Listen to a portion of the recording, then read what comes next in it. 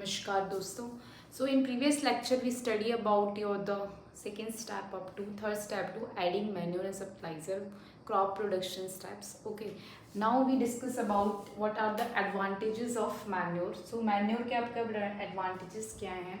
Manure के अंदर क्या है, आपकी होल्डिंग कैपेसिटी बहुत अच्छी होती है और ये इम्प्रूव कर देता है आपके टेक्सचर ऑफ सॉइल को.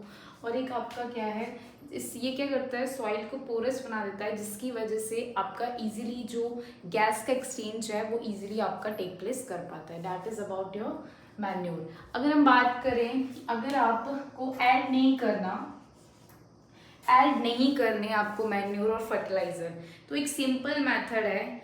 आप लेगुमिनस क्रॉप्स होते हैं,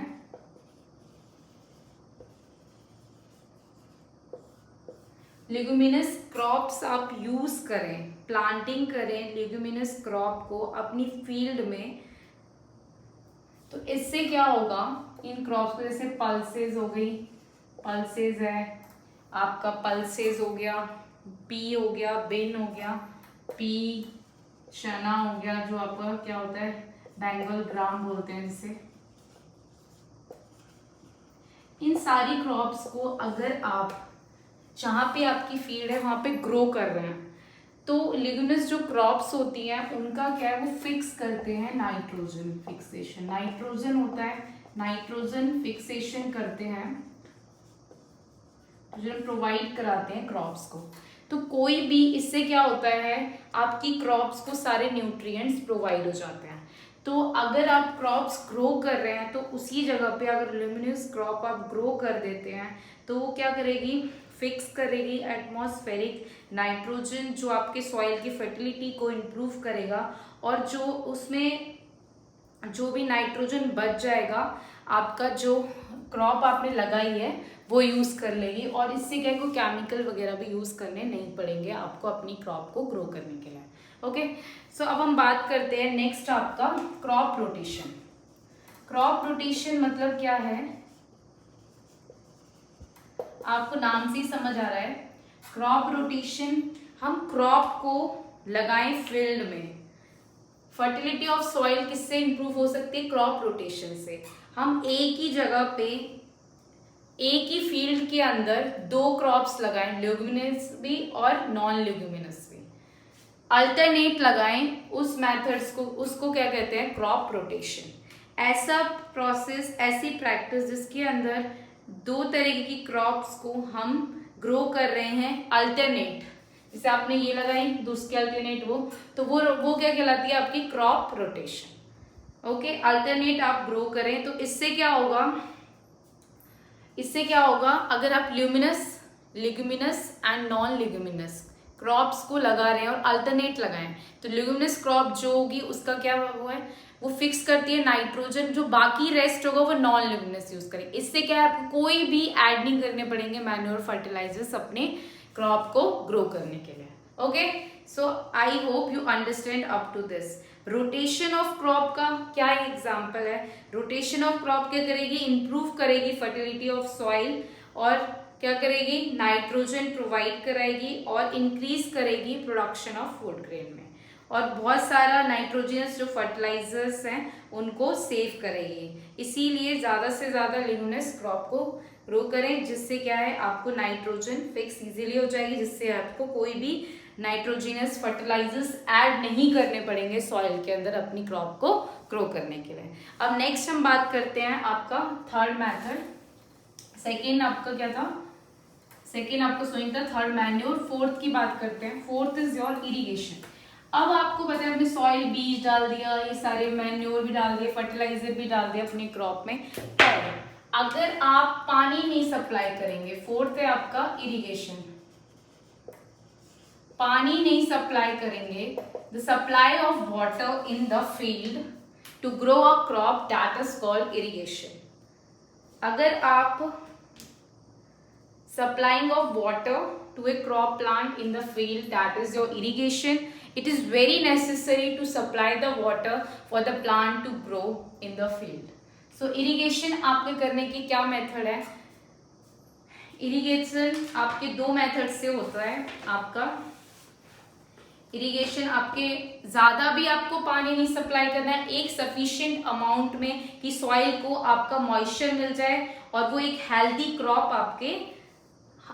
क्रॉप आपको ग्रो करके दे और सारे जो भी न्यूट्रिएंट्स हैं वो सारे एब्जॉर्ब कर ले वाटर की हेल्प से, इसीलिए हम इरिगेशन कराते हैं।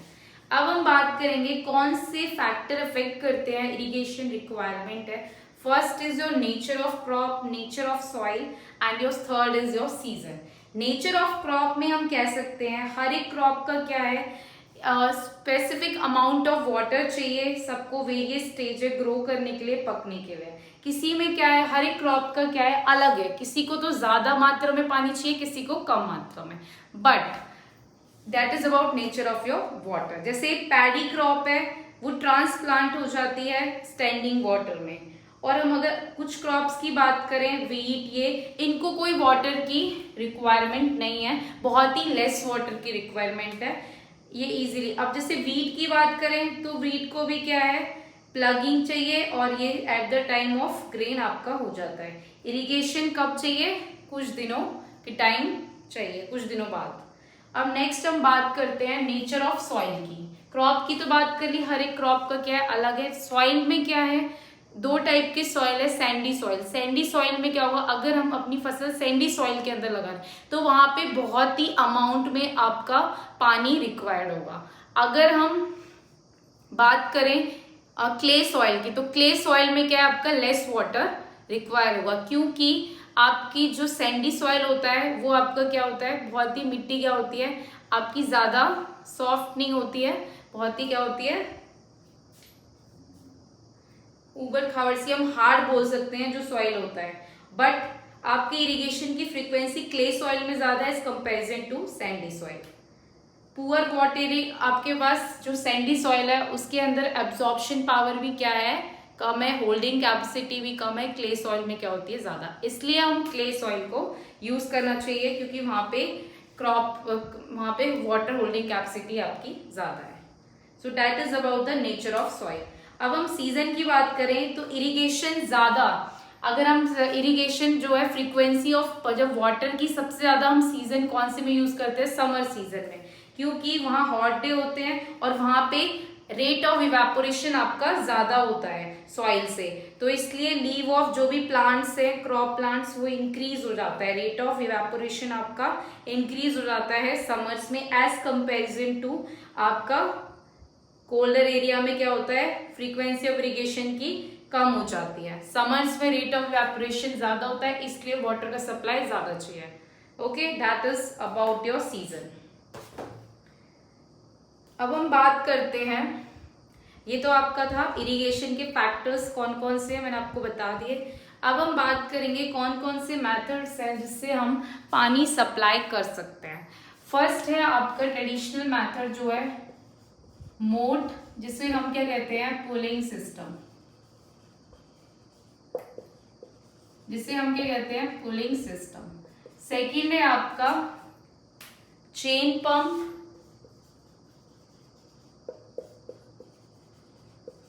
Third is your dhekli, fourth is your rahat, that is called your lever system. अब हम बात करते हैं आपके first of all talk about your mot. मोट में क्या होता है आपका, ये कुआं होता है, कोई एनिमल को यूज करते हैं हम, कोई एनिमल यूज करते हैं, एक पुली होती है यहाँ पे, एनिमल से उस रोप को टाई करते हैं, रोप होती है एनिमल को से टाई करते हैं और पुली से टाई करते हैं और यहाँ से कोई इंसान इसको पकड़ता है, ठीक है। तो जब इसको यहाँ से ये पुल करेगा और इसमें एक बकेट सी बांध देते हैं इस पुली के रोप से, इस पुली से बकेट को बांध देते हैं इस रोप से, और आपके पास जब कोई इंसान इसको पकड़ के पुल करता है तो ये बकेट भर जाता है। फिर उसके बाद आपका जितना ये रोप एनिमल खींचेगा उतने ये इजीली इसके अंदर जाएगा, फिर पानी भर जाएगा। तो with the help of this आपका पानी भर गया, फिर जो आदमी होता है वो पानी आपका सप्लाई कर देता है आपके क्रॉप्स में। अब नेक्स्ट बात करते हैं चेन पंप में। चेन पंप में क्या होता है, आपका अरेंजमेंट किया जाता है, दोनों साइड आपका दोनों साइड व्हील्स होते हैं एक साइड, और इसको एक चेन से टाई किया जाता है। ये व्हील है थोड़ा लोअर लेवल पे लगाया जाता है और ये आपका थोड़ा टॉप लेवल पे, और यहाँ पे वाटर का आपका सप्लाई होता है। ठीक है, वाटर जो आपको सप्लाई करना है किसमें, फील्ड्स में। और ये आपका कहाँ है, ये आपका कुआं होता है। ठीक है, नीचे आपका कुआं होता है, दो व्हील्स को हम क्या चेन से अटैच करते हैं, और ये आपका वाटर जो आपको कहाँ पे देना है, फील्ड में। क्या होता है, जो भी लोअर लेवल होता है, चेन पंप के अंदर दो लार्ज व्हील्स होते हैं, मैंने आपको बता दिया, एक ये रहा, दूसरा लोअर लेवल पे होता है, और एक आपका अटैच्ड होता है आपके, और इनसे क्या है, आपकी बकेट अटैच्ड होती है। इस चेन से हम बकेट को अटैच करते हैं ऐसे। अब जैसे ही आपका, जब भी चेन को आप मूव करते हो, जब भी आपका लोअर व्हील टर्न करता है, जो बकेट आपकी अटैच्ड है चेन से, जो चेन से बकेट अटैच्ड है वो नीचे की तरफ जाती हैं, और लोअर लेवल जो है, अपर लेवल जो आपका है बकेट का, वो तो ऐसे ही रहेगा, नीचे वाला जो लेवल है वो नीचे जाएगा, और आपकी जो खाली बकेट है वो पूरी फिल हो जाएगी। ऐसे ही ये मूव करती रहती है व्हील, और इससे क्या है, जो लेवल लोअर लेवल आपकी बकेट जो है नीचे जाती है, पानी आपका फिल हो जाता है। सो इस तरीके से, और ये हैंडल है, जैसे आप इसको, इस हैंडल को हिलाओगे तो इससे ये जो है लोअर लेवल वाला ये व्हील है, ये नीचे जाएगा, चेन भी, बकेट आपकी जो ये है चेन में, ये जैसे आपका साइकिल के ऐसे घूमती है, इस तरीके से ही घूमता है ये बाइसाइकिल की तरह, और जो बकेट्स है वो नीचे की तरफ जाएंगी कुएं में, और वहां से आपकी बकेट्स फिल हो जाती है। So with the help of chain pump हम इसको करते हैं। अब हम बात करते हैं धेकली। ये आपका बहुत ही ओल्ड मेथड है, जो आपका कुएं से जैसे आप पानी लेते थे वैसे ही होता है, पर वहां पे कोई सपोर्ट नहीं होता। तो हम क्या करते हैं, एक पेड़ को यूज किया जाता है, आप कह सकते हैं एक पेड़ को ऐसे करके, और ये कुएं में अटैच कर देते हैं इसको पेड़ से, और एक इस वाली चीज को एक स्टोन से बांध देते हैं। तो यहाँ से जब आपको पानी चाहिए, जब आप वेट लिफ्ट करोगे, यहाँ पे पानी चाहिए, या आपको यहाँ से इसको बकेट को अटैच कर देते हैं। सो इस मेथड में क्या होता है, जो भी एक लॉन्ग वुडन बीम है ग्राउंड पे, जो आपने देखा ये लगी हुई है वेल पे, वो आपका क्या टाइट किया जाता है लॉन्गर लेवल पे रोप। जब बकेट को, जब आप क्या कोई भी वेट टाई करते हैं, यहाँ पे आपने लगा दिया नीचे की तरफ, जो भी शॉर्टर साइड है ये वाली, ये नीचे की तरफ जाते हैं, यहाँ पे कोई भी वेट पुट ऑन करेंगे तो इससे क्या होगा, ये जो बकेट है आपकी नीचे की तरफ जाएगी और पानी आपका फिल हो जाएगा। So that is about your system. अब हम बात करेंगे आपके इरिगेशन के, तो मैटर्स हो गए पानी करने के। लीवर सिस्टम में भी क्या होता है, ऐसे ही हम क्या करते हैं, जो काव होती है उनसे आपका पूरा सिस्टम, और एक व्हील से एक व्हील रखते हैं कुएं के पास, और उसमें बकेट्स को अटैच करके और एनिमल से बांधते हैं। तो एनिमल जितना उसको पुल करेंगे वो बकेट्स नीचे की तरफ जाएंगे और पानी आपका फिल हो जाएगा। That is about your lever system. अब हम बात करते हैं आपके next, that is your sprinkle system and drip system.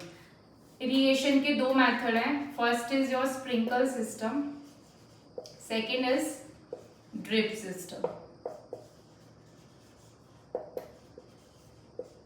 Sprinkle system की बात करें तो स्प्रिंकल सिस्टम में क्या होता है, हम पाइपलाइंस यूज करते हैं, जो मेन पाइपलाइंस होती है उनको परपेंडिकुलर पाइप्स लगाते हैं, और उसके ऊपर जैसे आपने ये पाइप लगा दी और उसमें ये रोटेशन वाला पानी का सप्लाई देते हैं, रोटेट करने वाला टॉप से, और उसको मेन पाइप से ज्वाइन कर देते हैं।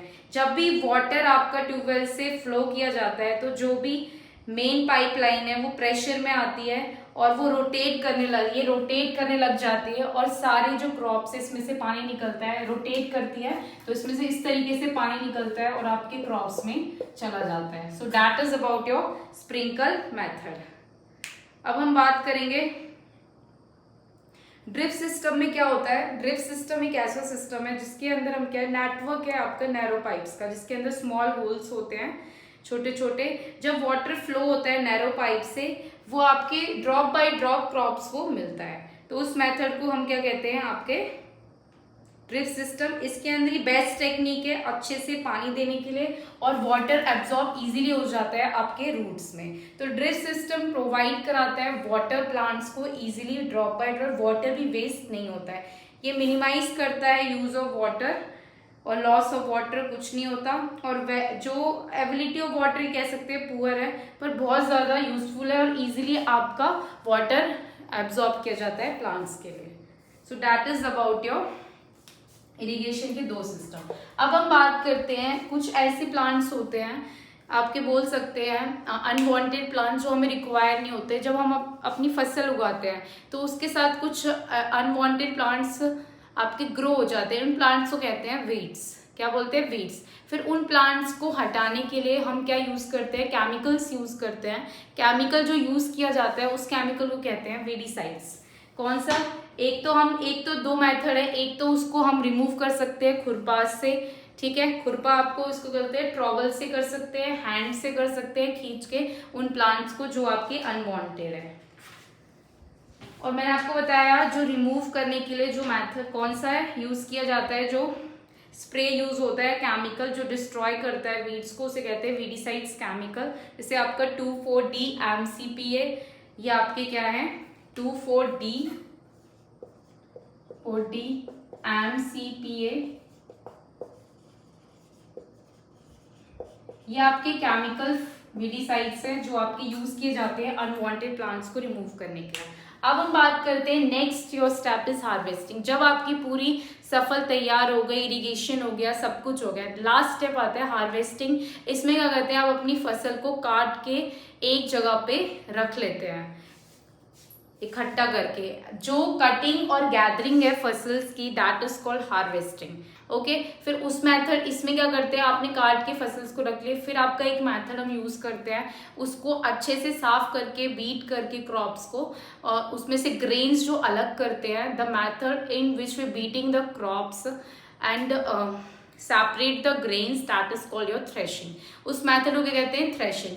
फिर उसमें कोई कंकड़ पत्थर स्टोन है, उसमें से हम with the help of your vein we remove all the stones and the जो हमें पार्टिकल्स आपके इजीली रिमूव हो जाए, सेपरेट करते हैं, that is called your winnowing. मैंने आपको क्या बताया, जो process beating out the grain from the harvesting crop, that is called threshing. और आपके पास the process in which we separating grain from the chaff and the stones with the help of wind, that is your winnowing. This topic threshing, winnowing we discuss in your 6th-7th class. Please see in my videos in detail if you know about this. Okay, अगर आप जानना चाहते हैं इसके बारे में detail में, तो आप मेरी वीडियोस जो भी है 6th-7th क्लास की, मैंने बहुत अच्छे से बताया है कि ये चीज़ें क्या होती हैं, तो आप इसको वहाँ पे जाके पढ़ सकते हैं। So that is about your last step. अब आपके हार्वेस्ट फेस्टिवल बोलते हैं, हमने देखा होगा बैसाखी, बिहू, ये सब आसाम में मनाया जाता है, क्योंकि जब राइस की फसल निकाली जाती है तो आपका अलग फेस्टिवल बनता है। तो एक हार्वेस्ट फेस्टिवल्स होते हैं, जब लोग की फसल तैयार हो जाती है तो फार्मर बहुत खुश होते हैं, उसको आपका ये फेस्टिवल सेलिब्रेट करते हो। So that is about your harvest festival. जब ये आपका हार्वेस्ट भी हो, आपकी फसल भी होगी, फिर इसको हम स्टोर करते हैं, फूड ग्रेन को स्टोर किया जाता है या गोडाउन में स्टोर कर देते हैं।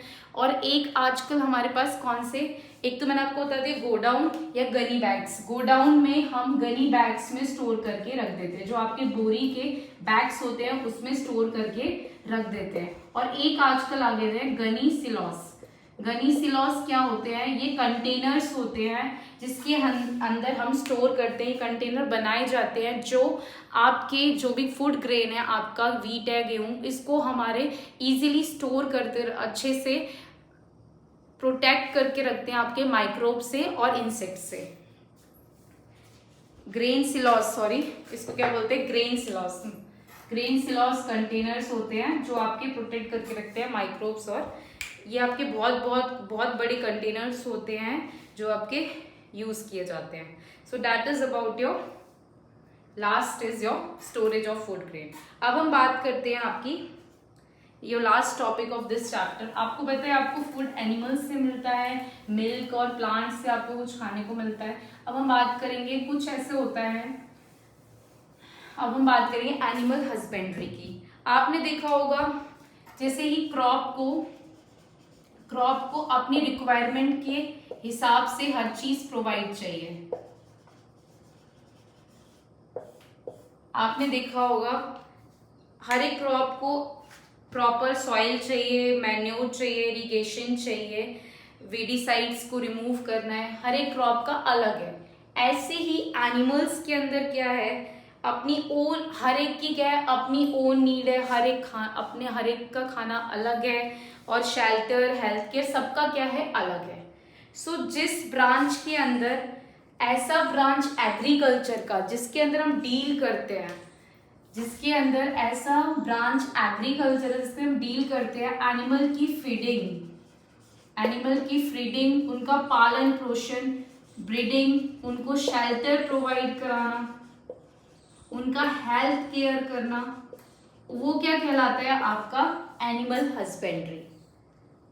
ब्रीडिंग कराना, डोमेस्टिक एनिमल को फीड कराना, शेल्टर प्रोवाइड कराना और हेल्थ केयर करना, उसी के कहते हैं एनिमल हस्बेंड्री। वो क्या कहलाता है, एनिमल हस्बेंड्री। जैसे फिश है आपका इंपॉर्टेंट सोर्स है आपका एनिमल फूड का, क्योंकि कोस्टल एरियाज में आपने देखा होगा बहुत सारे फिश खाते हैं। और आपका कौन सा ऑयल होता है, एक ऑयल होता है जिसको हम कहते हैं कोड रिवर ऑयल, जिसके अंदर विटामिन ए, विटामिन डी बहुत ज़्यादा होता है।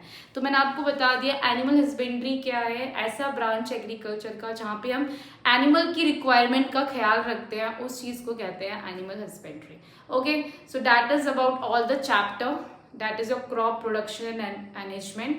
So thank you so much. Please share and subscribe my channel Study Warrior.